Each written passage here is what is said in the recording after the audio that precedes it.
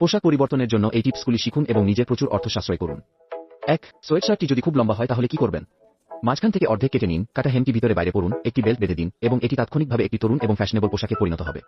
2. আমার বান্ধবীর প্যান্ট আর আমাকে মানায় না, তাই আমি তার প্যান্টের পায়ের কিছু অংশ কেটে ফেললাম, মাঝখানটা কেটে দিলাম, একটা বোতাম সেলাই করলাম, আর সেটা একটা অসাধারণ ডেনিম ভেস্টে পরিণত হলো। 3. অব্যবহৃত মোজাগুলো এভাবে দুবার কেটে ফেলুন, উল্টে দিন এবং অন্যটি দিয়েও একই কাজ করুন। সেগুলো একসাথে সেলাই করে আপনার শিশুর গায়ে পরিয়ে দিন। তাহলে আপনার শিশু পরার জন্য একটি নতুন বেস লেয়ার থাকবে। 4. আমার স্বামী যে পোশাকগুলো কিনেছেন সেগুলো খুব আঠালো। আমি কলার এবং হেম খুলে ফেলব, অর্ধেক করে কেটে ফেলব, তার পছন্দের বোতামগুলো সেলাই করে সুন্দর করে সাজিয়ে তুলব।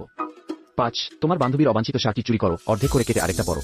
এটি তাৎক্ষণিকভাবে একটি ফ্যাশনেবল নতুন স্টাইলে পরিণত হয় যা বিক্রি হওয়া শার্টের চেয়ে আরও সুন্দর দেখায়।